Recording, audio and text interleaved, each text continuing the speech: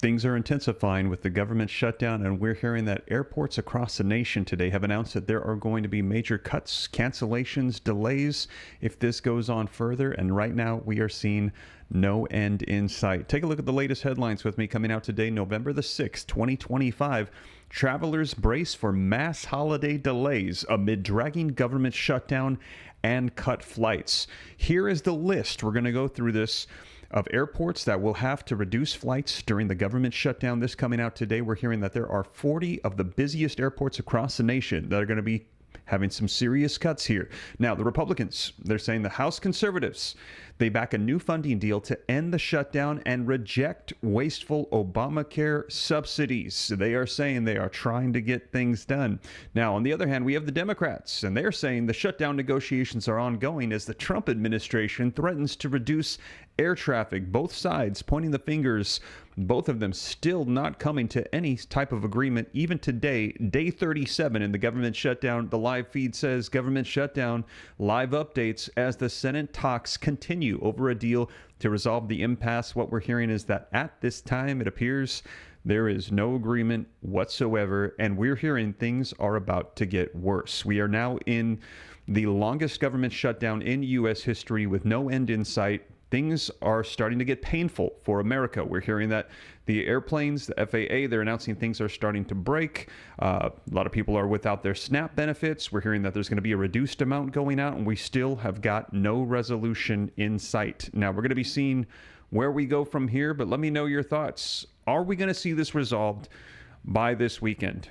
In the next 48 to 72 hours, do you think that there will be an agreement? We had heard that now that the elections are done, that Democrats might get on board. But I'm going to play for you a clip that came out yesterday with Donald Trump on this, and he's saying he doesn't think so. He said he thinks they are out to just destroy America while he is in office, the Democrats, that is. And he thinks that this might go on for a while. And he said to brace yourself, America, because things are about to get bad. Let me know your thoughts in the comments. Do you think that things are about to get bad? Now, if you appreciate Donald Trump and his approach and how he's going forward with trying to get things done, drop a 47 in the comments for support for Donald Trump. Now, if you disagree and you feel like he is the cause of this, Republicans and Donald Trump are at fault for this shutdown, put Dems in the comments for support for the Democrats. Let me know. Who do you support? Who do you think is trying to get this fixed? Well, I'm going to go ahead and dive into the latest video footage and articles. We're going to be covering the list of all the shutdowns that are going to be happening right now across airports around the nation so you can get caught up on the latest. Now, if you appreciate that, and I'm seeing the 47 starting to pour in, don't forget, take a quick second, hit that thumbs up like button for me. Helps spread this out further across the YouTube platform while we're live. I appreciate it. Just takes a second. Really helps a ton. And to stay up to date, it's totally free. Why not go ahead and hit that subscribe button? Turn on that notification bell. You'll be notified as updates come out. Pretty much doing daily updates with all the things going on in the world to keep you up to speed on everything. And also, if you missed the announcement, I'm going to be doing a new channel. I am the voice that tries to give you clear, concise, accurate information, cite all my sources on the news, but I know sometimes it can be overwhelming. And I also want to be a voice that's clear, concise, for peace for my audience. So that's why we are launching the Holy Bible KJV, narrated by Steve Ram and Monica Ram. Yesterday we announced it. There's 513 subscribers. Join in. By 2026, we're going to be launching various books of the Bible. The goal is to do the entire Bible. I'm reading through it right now to give you an audio version of the Bible in my voice, and also my wife's as well, so that way you can hear the Bible from the same voice that gives you the news updates. Just wanted to contribute. Think that that would be something that could be great. You could just go ahead and get a free audio Bible in our voice on YouTube. So I have that pinned in the comments for you. You can click it, go subscribe, keep an eye out. I might release some trailers of me actually reading, and then we're going to turn it into a whole audio Bible for those that are interested. But with that being said, you guys, let's go ahead and just dive into it. Let's go ahead and start off with the airports that are expecting shutdowns. This announced today. Then we're going to dive into the video footage for you. Let's go ahead and take a look at this. So very first here, we've got the list of airports that will have to reduce flights during the government shutdown. The Federal Aviation Administration is forcing airlines to cut 10% of their flights at 40 of the busiest airports across the nation to reduce pressure on air traffic controllers during the ongoing government shutdown and ensure that flying remains safe. The cuts will start to take effect on Friday, tomorrow. So this is going into effect tomorrow. This was announced today. Travelers should check their airlines to see if their flights have been cut. Here is the list of airports that are going to be affected. Number 1, Anchorage International in Alaska. Number 2, Hartsfield-Jackson Atlanta International in Georgia. Number 3, Logan International in Massachusetts. Number 4, Baltimore Washington International in Maryland. Number 5, Charlotte Douglas International in North Carolina. Number 6, Cincinnati Northern Kentucky International in Ohio. Number 7, Dallas Love Field in Texas. Number 8, Ronald Reagan Washington National in Virginia. Number 9, Denver International in Colorado. Number 10, Dallas Fort Worth International in Texas. Number 11, Detroit Metropolitan Wayne County in Michigan. Number 12, Newark Liberty International in New Jersey. Number 13, Fort Lauderdale Hollywood International in Florida. Number 14, Honolulu International in Hawaii. Number 15, Houston Hobby in Texas. Number 16, Washington Dulles International in Virginia. Number 17, George Bush Houston Intercontinental in Texas. Number 18, Indianapolis International in Indiana. Number 19, John F. Kennedy International in New York. Number 20, Harry Reid International Airport in Las Vegas. Number 21, Los Angeles International in California. Number 22, LaGuardia Airport in New York. Number 23, Orlando International in Florida. Number 24, Chicago Midway International in Illinois. Number 25, Memphis International in Tennessee. Number 26, Miami International in Florida. Number 27, Minneapolis St. Paul International in Minnesota. Number 28, Oakland International in California. Number 29, Ontario International in California. Number 30, Chicago O'Hare International in Illinois. 31, Portland International in Oregon. Number 32, Philadelphia International in Pennsylvania. Number 33, Phoenix Sky Harbor International in Arizona.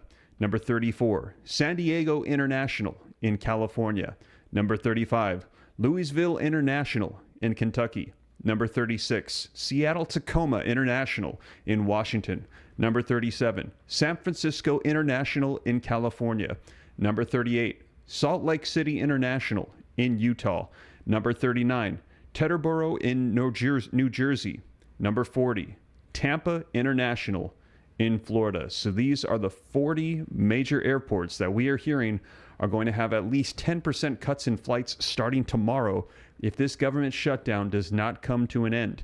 And as I mentioned to you, we're hearing that both sides are saying there is no end in sight. So expect airports across the nation to begin cutting. They're saying prepare. If you don't need to fly, please do not, because right now things are getting bad. As this government shutdown is the longest in U.S. history, both sides are fighting it out right now.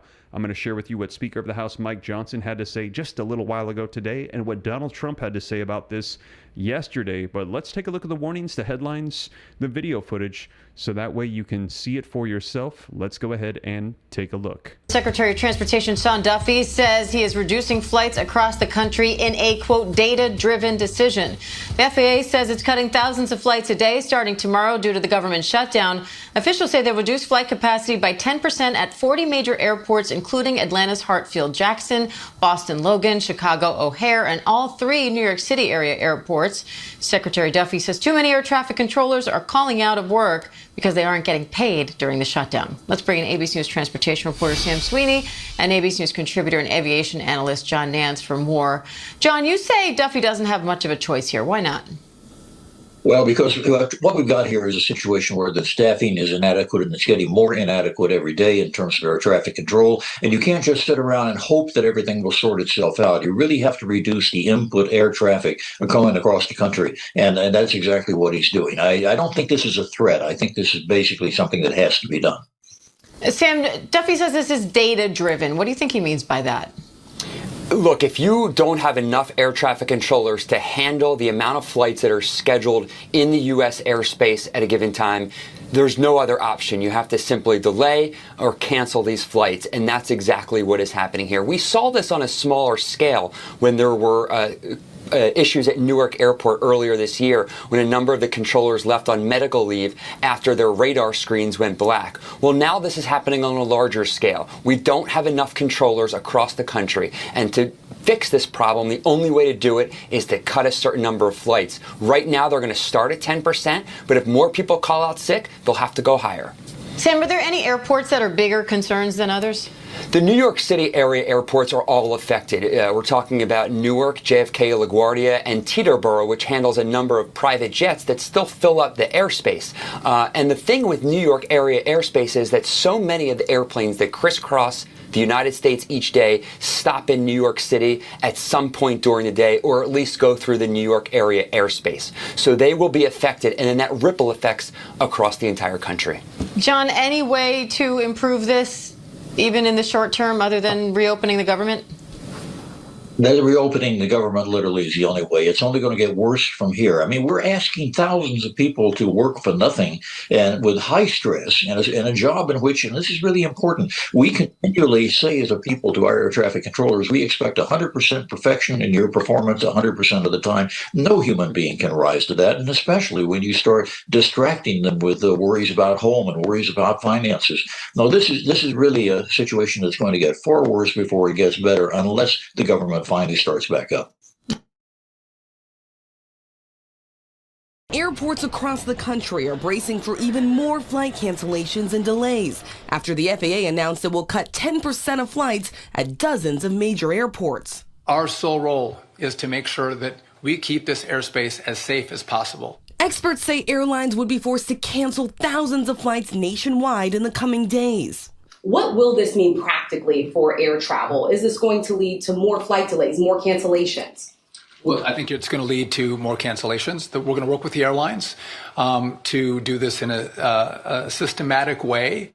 ABC News obtaining the list of the 40 airports that will be impacted, from the nation's busiest airport, Atlanta Hartsfield Jackson, to LAX, Dallas, JFK, Miami, Detroit, and DCA here in Washington. Air traffic controllers have been forced to work without pay during the government shutdown, leading to staffing shortages, delays, and ground stops. More than 60,000 TSA workers also missing their paychecks, creating long lines and wait times at security checkpoints. We're petrified. We are concerned. At Dulles International Airport, FAA radar technician and union rep Cleverson Schmidt says the strain has reached a breaking point. So you were already short-staffed? Correct. And how much worse has the shutdown made it? It's exponentially made it worse because we're exhausted now. And how much does that compromise air safety? Every day it goes up. That compromise goes up every single day. Sources say the FAA will start cutting 4% of flights starting tomorrow and ramp up throughout the weekend.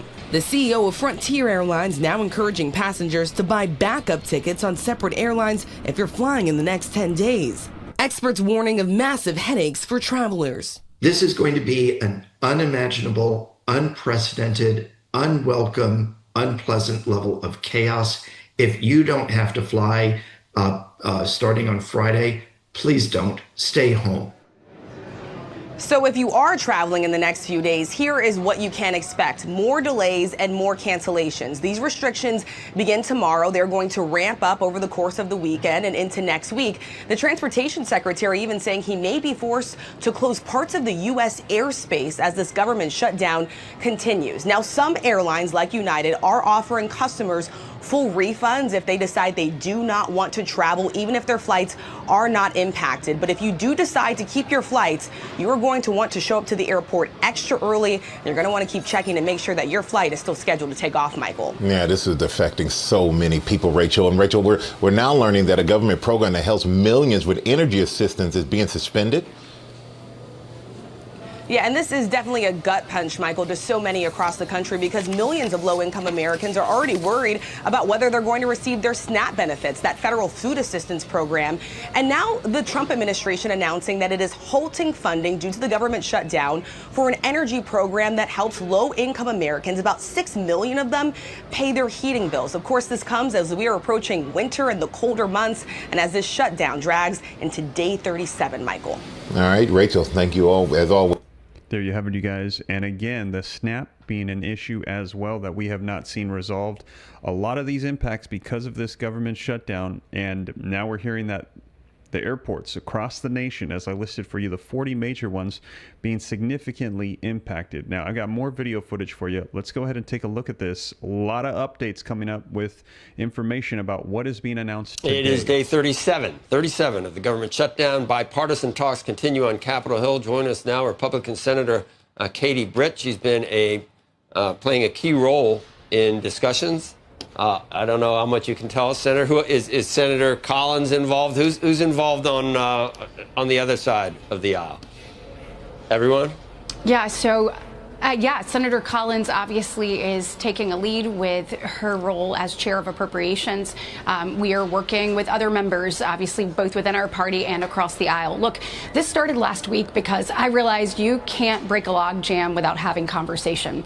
And so sitting down with Senator Schumer and talking about that we really need to get back to doing the work of the American people, and that means passing appropriations bills. Under Senator Collins' leadership there in appropriations, we've actually marked up 8 bills, and 3 of them have passed the Senate floor. Utilizing those 3 bills and thinking, how can we show the American people we're working and break this log jam, making sure that we get the government back open, was a key priority for me. These 3 bills, Joe, are essential. They are SNAP benefits. They are WIC benefits. They are military, VA, the Veterans Affairs. You've also got Capitol Police and others that would be in this package. If we're able to pass these bills, it takes those things off the table for the remainder of the fiscal year, actually funding them and doing the job that the people sent us here to do. So all of that starts with conversation. Have been really pleased to be able to work with people on the other side of the aisle that want to see a pathway forward. Have been in talks with the White House and leadership and working in between those to try to actually open this up for the American people and get back to doing our job. Been a long time since I saw how a bill is made. So work with me on this. Could you attach these appropriations just to, it would be not quite as clean of a CR, but could you just attach it to a CR that extends the November 21st date? And would Democrats want a 1 year, would they accept a 1 year extension of the the Obamacare subsidies from the pandemic? Would that be a 4th thing that's put in there? Is there discussion of that? And A, would Democrats accept that? And B, would Republicans give them that? That's the bone they've been asking for. Yeah, so obviously you have a couple of different things working here. So this 3-bill package has passed the Senate. It passed at the end of July. That was actually the first time we passed these types of appropriations bills and since about 2018 on the Senate floor. So really showing that we meant business and wanted to get things done. These bills have been conferenced with the House in an informal way, trying to make sure that we're all on the same page. Putting that bill on the floor, a vehicle could ride with that, a CR, extending the date to another date, because as we know, obviously November 21st is right around the corner, and so giving us time to do more work, giving us time to pass more appropriations bills is the goal. Look, obviously there has been talk, and Leader Thune has said both publicly and to members of the Democratic Party that he will absolutely give them a vote on ACA. That's nothing new, and so figuring out a pathway forward on that. We also have the NDAA that we'll have to kind of come back to by the end of the year, so we've got a lot of work ahead of us. But this would give us a vehicle to be able to move that and to be able to extend that CR date. And look, Joe, it's important that our Democratic colleagues come to the table. I have heard a lot of stuff in the last 24 hours about, well, maybe they'll wait another week because they won in the election.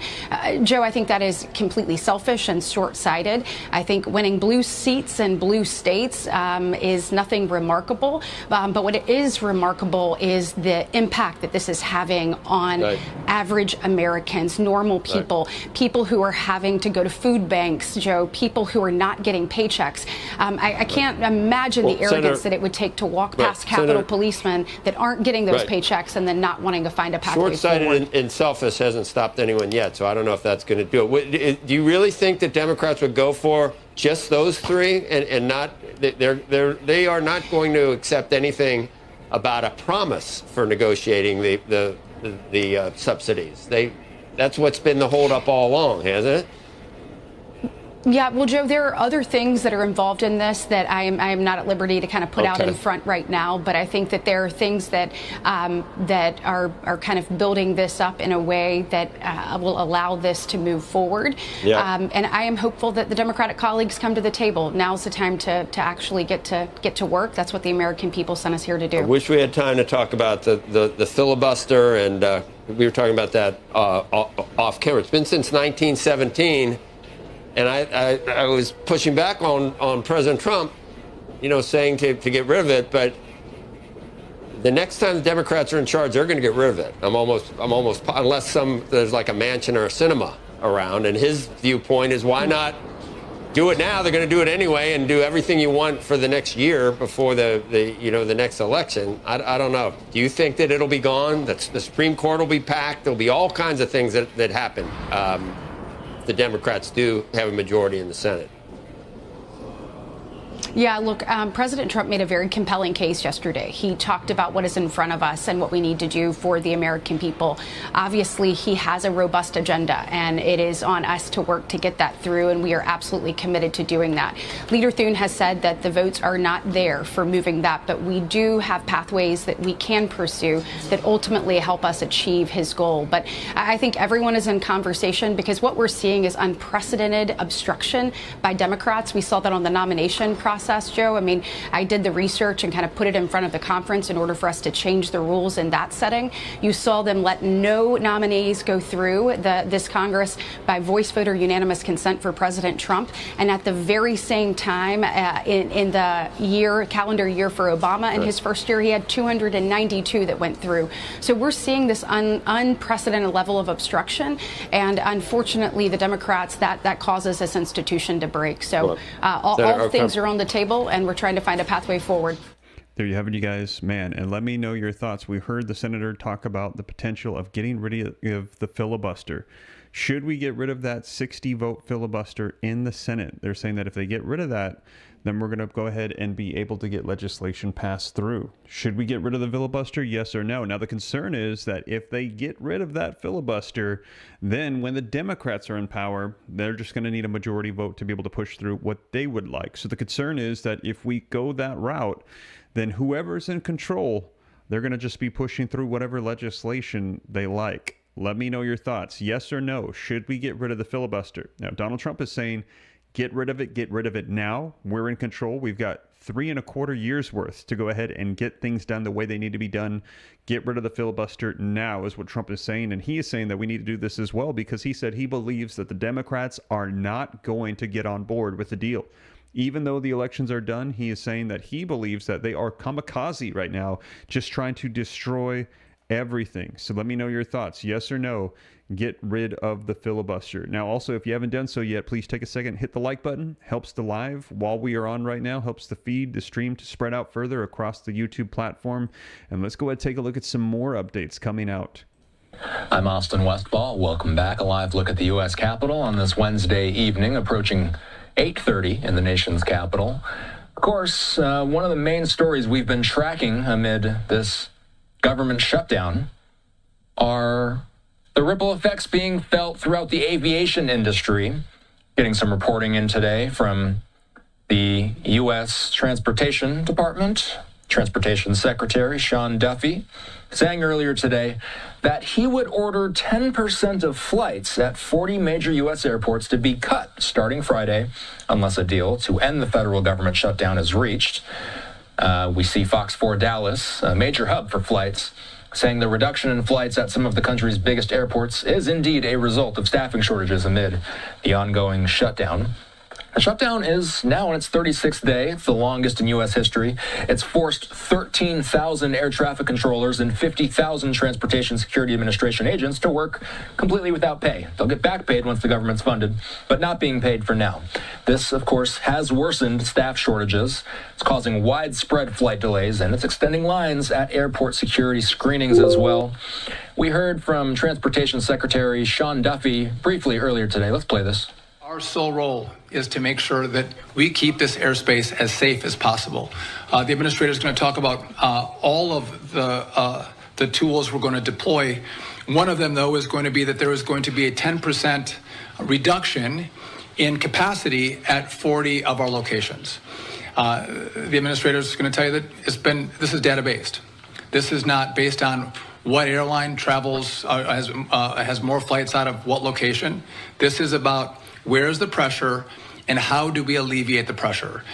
I look forward to you joining us at our next investor webinar, where you can drill deeper into our 9 to 13%. That was Duffy earlier today, back out live, where we've got a quad box of some of the nation's busiest airports, including Hartsfield-Jackson in Atlanta, the busiest in the world. A little bit of a sunset going on over there at LAX, St. Louis's airport, and then Philly's airport on this Wednesday evening. Standing by to discuss this is Mike Caulfield. He's an aviation expert and former pilot. I got to ask you, Mike, if we see a 10% cut, what would be the immediate and short-term operational impacts on airlines, passengers, and air traffic controllers at those hubs?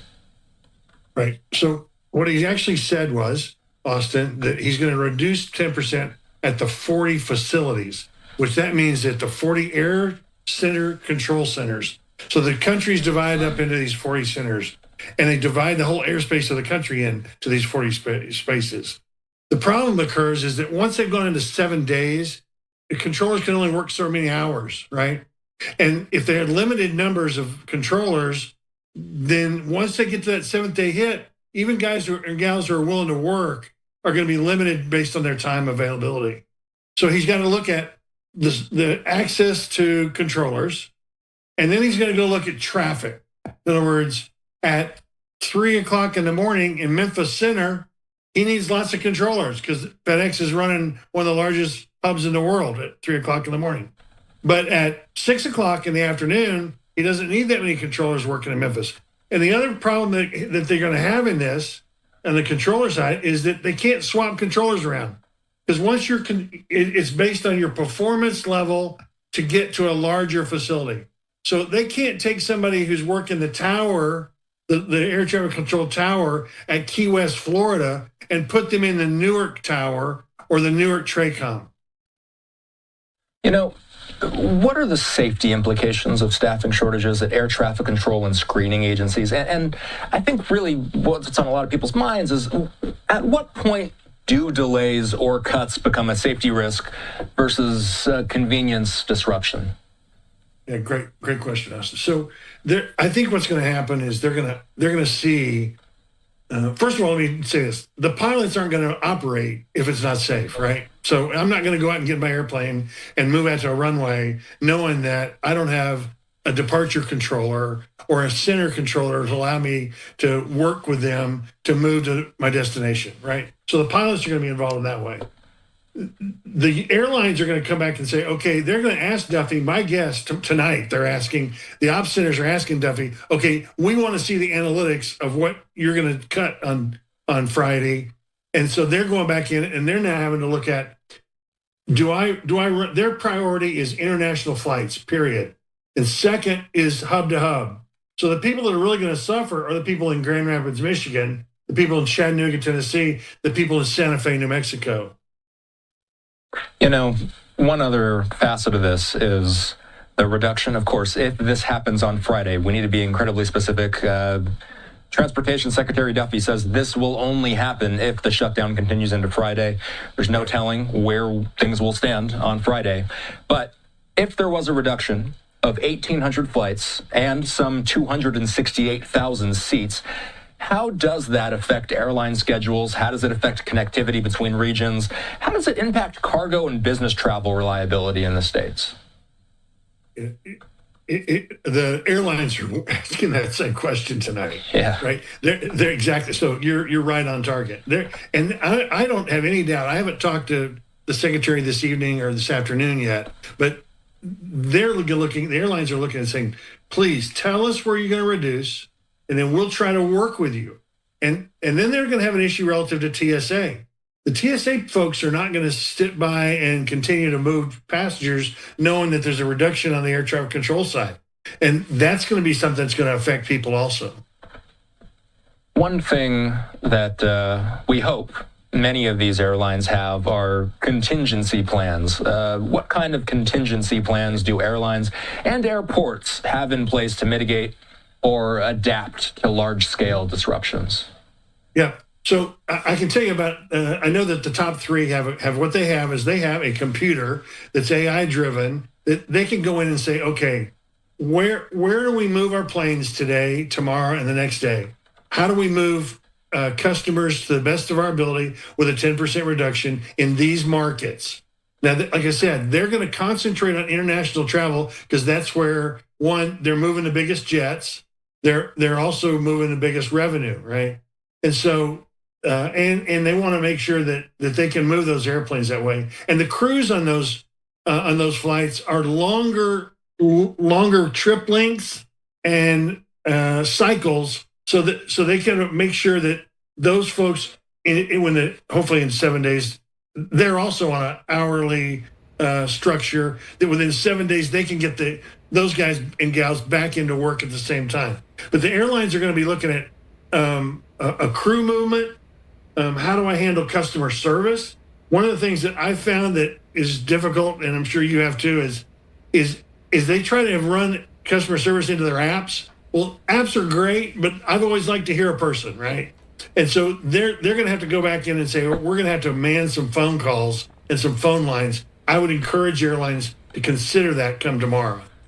There you have it, you guys. Let me know your thoughts in the comments. Now, that is what we're hearing is being planned right now. Preparations for potential fallouts with these airports. I shared with you the list of the 40 major airports that are going to be experiencing major cuts starting tomorrow if this government shutdown is not resolved. Now, do you think that it will be resolved before day 40? By this weekend, going into next, do you think this will be taken care of? If you think so, put yes. If you think no, put no. Today we are on, I believe it is day 37 of this government shutdown, and we are hearing that it does not appear that there is any end in sight. What to know about day 37 of this government shutdown? I'm watching the live feeds, hearing the Senate is trying to discuss some sort of deal to come to a resolution to this. However, we are hearing at this time there appears to be no end in sight. So I'm going to share with you some clips coming out now. As you can see on the screen here, it is actually Congress in session in the last 24 hours. I'm going to share with you what it is we heard from Ted Cruz. We're going to hear from Speaker of the House Mike Johnson, and we're going to hear from President Trump, and they're vocalizing it's not looking good. So let me know in the comments, yes or no. Are we going to be done in the next 3 days? I am seeing no's pouring into the comments. We are already in the longest in U.S. history, and we're hearing a lot of people are not optimistic about how things are currently going. Now, do me a favor, if you haven't done so yet, if you appreciate the live stream update, take a second, hit the thumbs up, like button, subscribe to stay up to date if this is your first time here. But let's go ahead and take a look at what they're saying in Congress. Well, if Senator Moreno would be open perhaps to a couple of questions, just to clarify the record, because we had a bit of Washington play acting just a moment ago. Senator Moreno, is it accurate that you and virtually every other Republican have voted 14 times to reopen the government? We voted 14 times to end debate so that we could actually vote to open the government, yes. And is it accurate that Senator Rosen and virtually every other Democrat has voted 14 times to keep the government closed? Yes, her colleague from Nevada has bravely fought Chuck Schumer and has voted to open the government. So has John Fetterman and Angus King from Maine. So I applaud 3 Democrats for actually having the decency, the humanity to be able to pay government workers, pay our military, provide Head Start, provide SNAP benefits. And is it accurate that Democrat Senator John Fetterman has repeatedly said this is a Democrat shutdown caused by Chuck Schumer and the Democrats? Yeah, and I find it ironic that my Democrat colleagues will go to lobbyist dinners tonight, which they get fed steak, while people in their own constituents in their own states will not know where to get money to buy their groceries, or in the case of SNAP recipients, not be able to buy basic goods. Is it also accurate that during the Biden presidency, 13 times Republicans worked with Democrats to pass a clean continuing resolution? You would know better, Chairman, but I don't think there's ever been a time in U.S. history where a clean continuing resolution has been voted down by either party. And is it accurate as well that CNN has fact-checked multiple Democrats who have insisted this is not a clean CR, and CNN, sometimes called the Clinton News Network, sometimes called the Communist News Network, has fact-checked the Democrats and said, no, this is in fact a clean CR that your party is voting against? Yes, although I do wonder whether they've actually read the legislation, because that evidently is something that's optional. But I would assume if they have read it or took the time to read it, they'd realize it's their budget that they passed, and they're blocking this through a procedural technicality that prohibits us from actually taking a vote to reopen the government. The record will reflect that every one of the questions we just engaged in is objectively true, and it says something that not a single Democrat is here to contest it, that their approach to this is instead to scream and yell while consistently voting to keep the government shut down and to deny pay to thousands of federal workers, including, within this committee's jurisdiction, some 50,000 TSA agents who are going to work right now. They missed their last paycheck. They're not being paid, including some 14,000 air traffic controllers who are going to work right now. They're not being paid. And the consequence, we are seeing delays at airports all across the country. We are seeing thousands of delays. We are seeing thousands of flight cancellations. We are seeing ground stops in major airports. And I would note one senior Democrat aide told Politico this shutdown will continue until planes start falling from the sky. For a committee with jurisdiction over aviation safety, that is a horrifying statement. And yet, for our Democrat colleagues, apparently they agree with those sentiments. I have 28 letters of support from various organizations for the nominations of Mr. McCormick, Mr. Edwards, and Mr. Morse. I ask unanimous consent that these letters be inserted into the hearing record. Without objection, so ordered. Senators will have until the close of business on November 7th to submit questions for the record. Here now with more. House Speaker Mike Johnson. Speaker Johnson, your reaction to last night, first and foremost. Sean, I think you hit the nail right on the head. This is not a bellwether of things to come. We can still stand for America's founding principles. That's what the Republican Party is doing. As you said, blue states and blue cities went blue. That was no surprise to anyone. But I do think it is alarming that Mamdani is now effectively the leader of the Democrat Party, and is it affecting the strategy of the Democrats on Capitol Hill? We have been saying since the beginning, since the shutdown began, which is now the largest one in U.S. history, 36 days of this now, that the reason for it was because you had Chuck Schumer and Hakeem Jeffries, the two leaders in the Senate and the House, the Democrats, the top Democrats in Washington, who are from New York. And they're afraid of a challenge, of a Mamdani-like challenger in their next election. And that is why they shut the government down. That's why the American people are feeling so much pain. We're just appealing to common sense to try to get out of this. Okay, the common belief was maybe after the election, Democrats will come to their senses and take the position they have always taken, which is a clean CR, and they will open up the government funded at current levels as you iron out differences on budgets, as, you know, et cetera. Is that going to happen, or no indication of that? We don't know yet. We're certainly hoping and praying that's the case. I mean, what are they trying to achieve here? The clean CR was nonpartisan. It has no big Republican priorities in it at all. It's only 24 pages in length, and it's a very simple measure. What the problem is right now is they're motivated out of fear, Sean. They actually do fear the backlash, the political retribution from the far-left activists who now run the Democratic Party more than they fear families going hungry, workers going without paychecks, planes being delayed, flights being canceled. I mean, they just don't seem to care about the pain they're inflicting on the people, and we're trying to get at least a handful of moderates and centrists who are left in the Democrat Party in the Senate to do the right thing and break this impasse. Between air traffic controllers, SNAP benefits, our military, at what point is there a breaking point and some people in that party wake up and understand this is damaging and hurting a lot of Americans all across the board? Yeah, exactly. They care more about their own political careers than they care about the people that they claim to represent. And that's why you're seeing these broad demographic shifts into the Republican Party. People are tired of this. You know, the Democrats funded a study that just came out a couple weeks ago, and their own study identified the Democrat Party is said to be thought of as weak and woke and out of touch. And they're proving that every day. They just simply don't care about the people anymore. That study, by the way, had hundreds of thousands of people that they spoke to. It was not a small sample. There you have it, you guys. And also, we heard that, yeah, as you know, there's a new mayor of New York. Mamdani is now the mayor of New York, who is, they're saying, a self-proclaimed socialist, communist, and he's also a Muslim. So there's a lot of people that are very upset about that. Let me know in the comments. Are you upset with what you're seeing in New York? But we're hearing that he won, and overwhelmingly. Are you upset to hear about what's happening in New York City? If so, put yes. If no, put no. Let me know your thoughts in the comments. But let's also take a look at more of what Speaker of the House Mike Johnson had to say. And also, we're going to take a look here in just a second at what Donald Trump had to say as well. Well, good morning, everyone.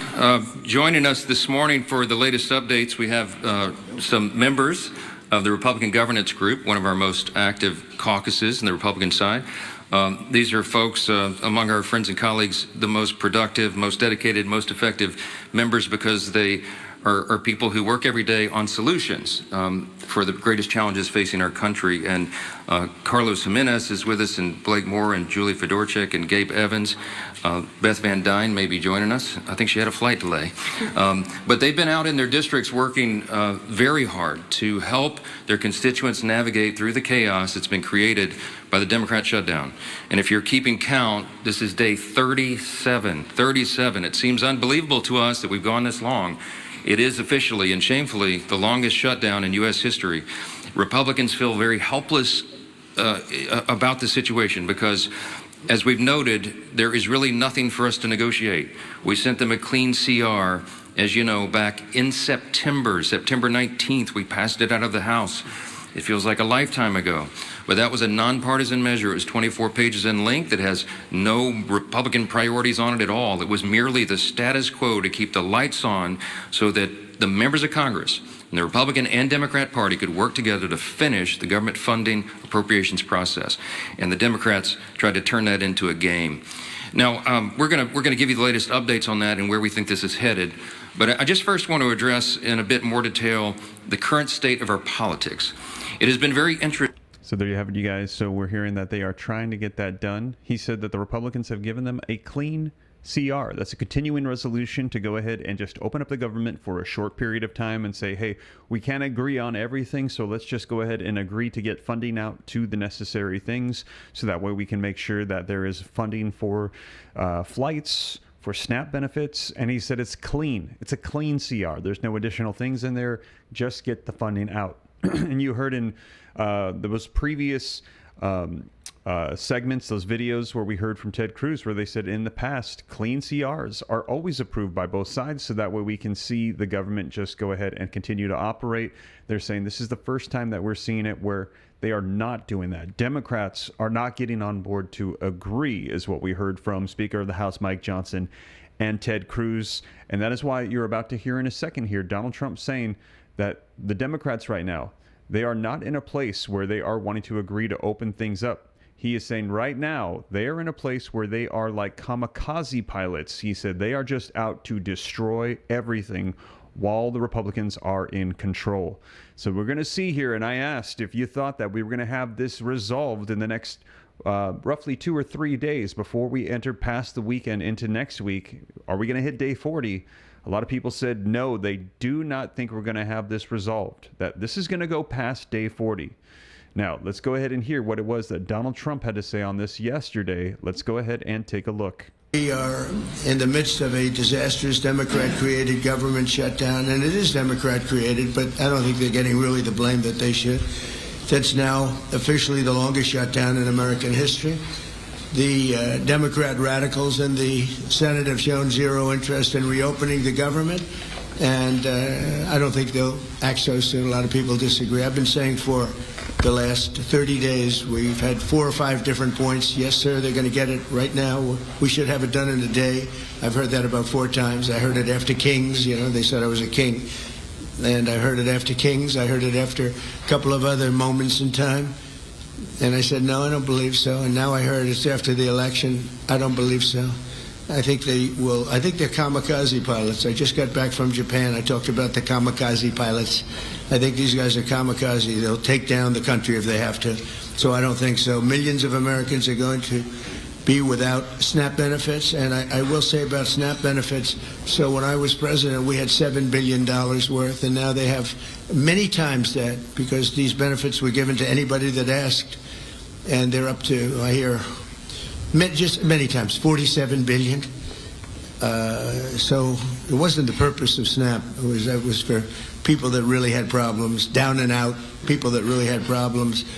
But during Biden, they gave it to anybody that wanted it. I think it's something you have to talk about because the numbers are incredible. But countless public servants are now not being paid, and the air traffic control system is under increasing strain. We must get the government back open soon, and really immediately. We have to get it up. We have the hottest economy we've ever had, and it's affecting the stock market now a little bit. But the stock market, as of Friday, has hit many record highs during the last 9 months, many. And it will again. This is just the beginning, because when these plants that are being built right now start opening up, we've never had anything like this. There's a boom. There's a construction boom right now, but that's going to be bigger than that. That's going to be an economic boom as soon as they open up, and it's going to be something special. We have car companies coming in. When I was in Japan, Toyota, Mr. Toyota, I said, "What's your name?" "Toyota." I said, "Oh, you're rich." I said, "How much of the company do you own?" 92.1%. I said, "I'm glad you said the one. He wants to be." I said, "You're a rich guy." And he said, "I'm investing $10 billion in the U.S. And you know who I'm talking about, right? You introduced me, Mr. Senator. You introduced me originally when you were the ambassador to Japan. He's still good. He's still strong. But he had no interest in investing in this country. Now he's investing $10 billion as of 1 week ago in building new plants. We have auto plants coming in incredibly, but we have AI and all of them. And we can't be extorted to give $1.5 trillion to people that came into the country illegally, many from prisons, many drug dealers. A lot of people came in from mental institutions. They want to give a lot of money to the people that came in illegally. We have to get them out. We can't. No country can sustain that. That's not like an attack on our country. In no country, these are not going to be productive people. These are going to be anti-productive people. And we can all have big hearts. I have a bigger heart than anybody, but we can't let that happen. It's time for Republicans to do what they have to do, and that's terminate the filibuster. It's the only way you can do it. And if you don't terminate the filibuster, you'll be in bad shape. We won't pass any legislation. There'll be no legislation passed for 3.25. We have 3.25 years, so that's a long time. But when they can't do an extension, and John, I think they've done an extension every single time they've ever been asked forever. This is the first time they haven't done an extension. Extensions are supposed to be easy, but if they won't do an extension, they won't do any bill, even a simple bill. And we should do our own bills. We should get out. We should do our own bills. We should open up. We should start tonight with the country's open. Congratulations. Then we should pass voter ID. We should pass no mail-in voting. We should pass all the things that we want to pass, make our elections secure and safe, because California is a disaster. Many of the states are disasters. But can you imagine when they vote almost unanimously against voter ID? All we want is voter ID. You go to a grocery store, you have to give ID. You go to a gas station, you give ID. But for voting, they want no voter ID. That's only for one reason, because they cheat. We would pass that in 15 minutes. If you don't get it, you'll never pass that. You'll never talk about mail-in ballots. Mail-in ballots make it automatically corrupt. If you have mail-in ballots, automatically it's correct. Even Jimmy Carter, they had the Carter Commission after he got out of office, and he had a group of very distinguished people, Democrats and Republicans, and they passed, they recommended things take place. It was a long time ago. And they said about mail-in ballots, if there is mail-in ballots, there will definitely be corruption because, they pass through too many hands. There you have it, you guys. So, man, let me know your thoughts in the comments. There you heard Donald Trump say that he is not going to just give out taxpayer funds to illegals and people that don't deserve it, that have poured into our nation. That's why they're pushing back against the Democrats and the funds that they are asking for. He also said they need to get rid of the filibuster because no legislation is going to be passed unless they can get rid of that. And he said that we need to go ahead and push through, and Republicans need to get tough with Democrats. You heard him say that California is a disaster. We need to get more conservative politicians moving here more aggressively. If you agree with Donald Trump, drop a 47 in the comments for support for Donald Trump, as he is saying Republicans need to step it up. And he is saying that they need to hold strong against the Democrats and what they're proposing to do with the money. He said they're just throwing it away. But he also said we need to get rid of the filibuster so that way we can get this government open. And you heard him say we need to have this open and then we can discuss some of the things that Democrats want to discuss. But he is saying we cannot fold to the Democrats and what they're proposing right now because they are just pouring money out, taxpayer dollars, into the pockets of illegal immigrants that have entered into the United States that don't deserve the funds, that haven't gotten that. Let me know your thoughts in the comments down below. 47 if you support Donald Trump and what he is saying. Now, we're going to be seeing where we go from here. A lot of people are saying that this is going to go past 40 days. Donald Trump just literally said that he thinks that the Democrats are out to destroy the government. Kamikaze fighters, he said. They are not going to back down now that the elections are over, like a lot of people said. He said he thinks that they are out for blood. Let me know your thoughts. Again, if you support Donald Trump, drop a 47 in the comments. If not, put a 46. Hit that like button. And also, if you are a praying individual, pray for our nation. And also, if you want, consider joining the new channel that will be launching before 2026 here, the Holy Bible KJV with Steve Ram and Monica Ram. We're going to be doing an audio Bible for all my viewers. I give you guys clear, concise news. I'm the voice of the news, but I also want to be a voice of peace and safety, reassurance for you guys with the Word of God. So if you want to hear the same voice that gives you the news, also read for you the Bible. Then we're going to be releasing various books here as we're able to complete them. Hopefully going to be launching that before we get into 2026. So subscribe. That's going to be pinned in the comments for you down below. But that is the latest, you guys. We've heard that starting tomorrow, there's going to be some major cancellations across the nation in some of the biggest airports in the United States. Went through that list with you. We're going to see where we go from here. But regardless, I'll keep you up to date every step of the way. That is the latest, you guys. Thank you so much for joining me, and I'll catch you in the next one. Take care. God bless. This is Steve.